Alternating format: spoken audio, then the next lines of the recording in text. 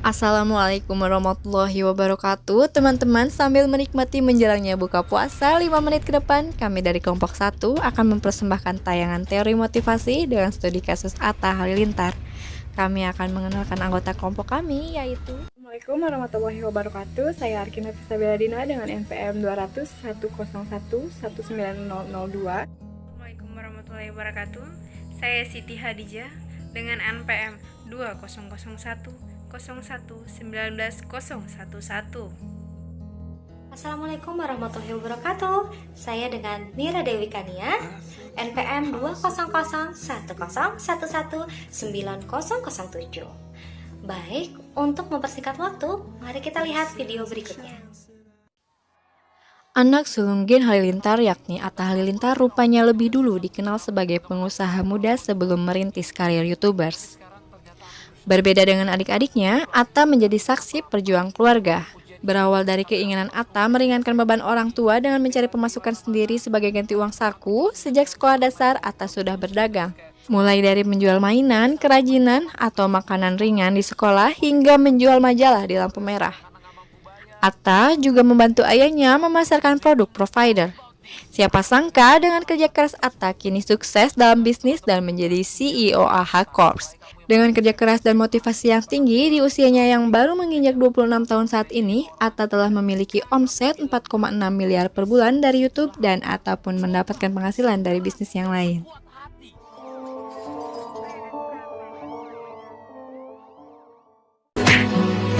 Untuk kamu semua yang masih muda, gak ada alasan kalau bilang aku gak bisa berusaha karena gak punya modal, aku gak bisa berusaha karena gak punya toko, aku gak bisa usaha, gak bisa dagang karena gak punya barang. Sekarang di online semua bisa dilakuin, asal kamu ada niat, ada jalan. Kamu mau jualan, kamu gak perlu modal, sekarang tinggal telepon, harga barang berapa, kamu jualin di Instagram, kamu promote Instagram kamu bikin karya di Instagram kamu sampai banyak followernya, kamu bisa jualan handphone, bisa jualan baju, bisa jualan apa aja, kamu bisa bikin website. Gak ada alasannya kalau anak muda di sekarang gak bisa berusaha. Yang penting ada niat, ada kemauan, ada kesungguhan, pasti ada jalan. Karena janji Tuhan adalah Tuhan tidak menuntut kamu untuk berhasil, tapi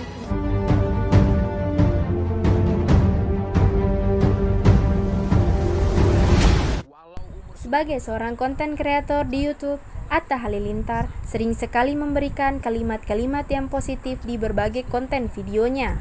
Tidak hanya dengan kalimat positif, seorang Atta pun juga berhasil membuktikannya melalui kesuksesan-kesuksesan yang diperolehnya. Tentu, kalimat-kalimat positif darinya bisa dijadikan motivasi dan pelajaran untuk para sobat entertains yang sedang menjalankan bisnisnya. Berikut kami mencoba mengutip dari beberapa kalimat-kalimat positif dari Atta yang bisa dijadikan motivasi bagi kita semua. Salah satu kata motivasi Atta Halilintar, kita jangan pernah berhenti berdoa, karena di dalam hidup kita ini, kalau kita tidak berdoa setiap hari, berarti itu sebenarnya kita sombong. Karena kita ini cuma hamba, kita harus berdoa kepada Yang Maha Kuasa, Maha Pemberi rezeki, Maha Pemberi nikmat, jadi kita harus berdoa. Usaha tidak akan mengkhianati hasil. Motivasi berasal dari bahasa Latin, mover, yang berarti menggerakkan atau to move. Motivasi merupakan suatu potensi kekuatan yang muncul dari dalam diri seseorang dan dapat menggerakkan seseorang itu untuk membuat atau melakukan suatu perbuatan tertentu. Bila motivasi seseorang bersih dari hal-hal yang dilarang, maka motivasi itu akan mudah muncul, sehingga ia mudah juga dalam melakukan sesuatu perbuatan tertentu. Harus memikirkannya terlebih dahulu. Motivasi adalah proses yang menjelaskan intensitas, arah, dan ketentuan seseorang, individu untuk mencapai tujuannya. 3 elemen utama dalam definisi ini adalah intensitas, arah, dan ketentuan. Teori motivasi kontemporer bukan teori yang dikembangkan baru-baru ini, melainkan teori yang menggambarkan kondisi pemikiran saat ini dalam menjalankan motivasi seseorang, yaitu YouTuber Atta Halilintar.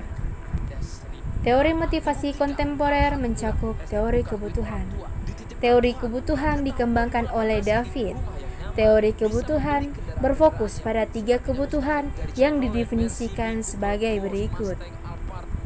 kebutuhan berpartisipasi, dorongan untuk melebihi, mencapai standar-standar, berusaha keras untuk berhasil, kebutuhan berkuasa, kebutuhan untuk membuat individu lain berperilaku sedemikian rupa sehingga mereka tidak akan berperilaku sebaliknya, kebutuhan bervariasi sehingga untuk menjalin suatu hubungan antar personal dan ramah. Teori motivasi konvensional, teori Maslow yang kita pakai saat ini. Salah satu teori motivasi yang paling banyak diacu adalah teori hierarki kebutuhan yang dikemukakan oleh Abraham Maslow. Maslow memandang kebutuhan manusia berdasarkan suatu hierarki kebutuhan dari kebutuhan yang paling rendah hingga kebutuhan yang paling tinggi. Dan kamu ikhtiar untuk itu. Aku yakin kalau aku bisa, kamu juga bisa. Dari sinilah kita semua Teman-teman, takdir secara umum dipahami sebagai ketentuan yang telah digariskan oleh Allah Subhanahu wa Ta'ala. Namun, tahukah teman-teman bahwa tidak semua peristiwa di dalam hidup manusia adalah suratan takdir yang tidak dapat berubah? Allah Subhanahu wa Ta'ala berfirman, bagi manusia ada malaikat-malaikat yang selalu mengikutinya bergiliran di muka dan di belakangnya. Mereka menjaga atas perintah Allah. Sesungguhnya Allah tidak akan merubah keadaan suatu kaum sehingga mereka merubah keadaan yang ada pada diri mereka sendiri. Dan apabila Allah menghendaki keburukan terhadap suatu kaum, maka tak ada yang dapat menolaknya. Dan sekali-kali tak ada pelindung bagi mereka selain Dia. Surat Ar-Rod ayat 11. Atta Halilintar menyadari bahwa kesuksesan tidak bisa didapatkan dengan cara yang mudah. Karena Allah tidak akan merubah suatu kaum sebelum kaum tersebut berusaha untuk merubah keadaan yang ada pada diri mereka sendiri. Dalam menjalankan bisnisnya, seringkali Atta Halilintar mendapatkan cobaan yang cukup berat. Namun, ia selalu bangkit dari kegagalan demi kegagalan. Ia adalah seorang pengusaha yang kuat dan tidak lemah. Hal ini sesuai dengan ciri mukmin yang dicintai oleh Allah. Dari Abu Hurairah radhiyallahu anhu, ia berkata, Rasulullah Shallallahu alaihi wasallam bersabda, orang mukmin yang kuat itu lebih baik dan lebih dicintai oleh Allah daripada orang mukmin yang lemah. Namun, pada masing-masing dari keduanya ada kebaikan. Bersemangatlah terhadap hal-hal yang berguna bagimu. Mohonlah pertolongan kepada Allah dan jangan menjadi lemah. Jika kamu ditimpa sesuatu, jangan berkata, seandainya aku berbuat begini, maka akan begini dan begitu. Tetapi, katakanlah Allah telah menakdirkan dan kehendak oleh Allah pasti dilakukan. Sebab kata seandainya itu dapat membuka perbuatan setan. Hadis riwayat Muslim.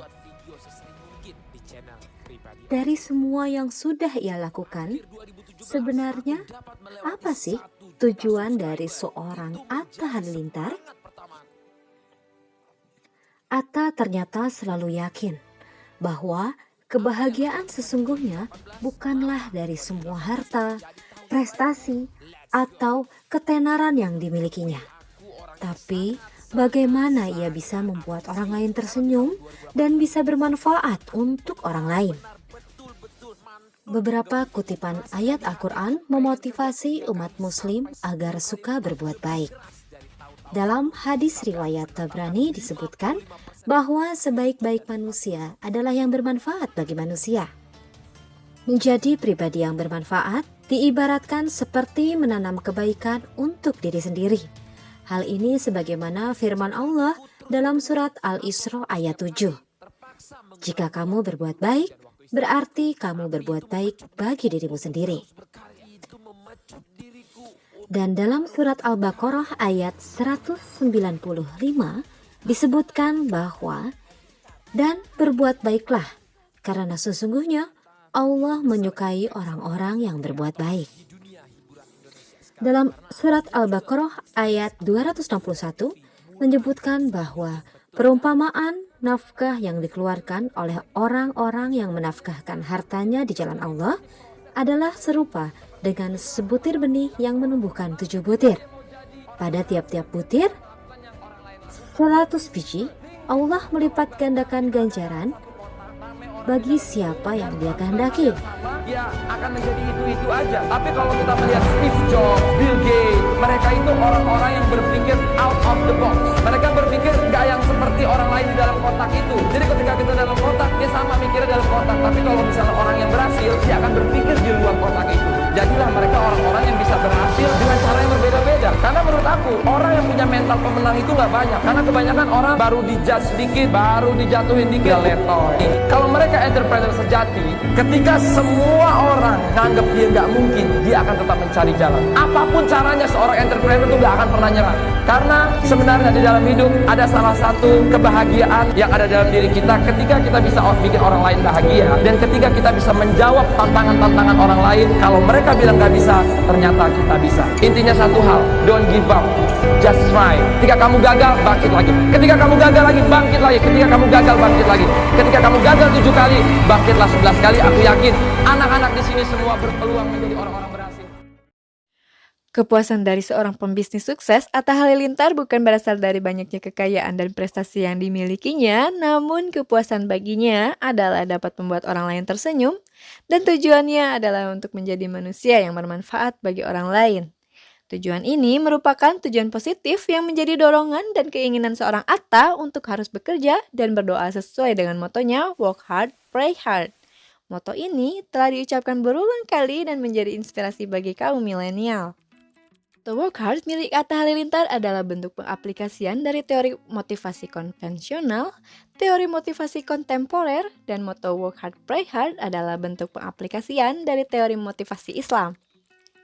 Teori motivasi yang dikembangkan kaum muslimin bersumber dari sebuah kebenaran yang absolut dan pragmatis dalam pengertiannya yang aplikasian sepanjang zaman, yaitu bersumber dari Al-Quran dan Hadis.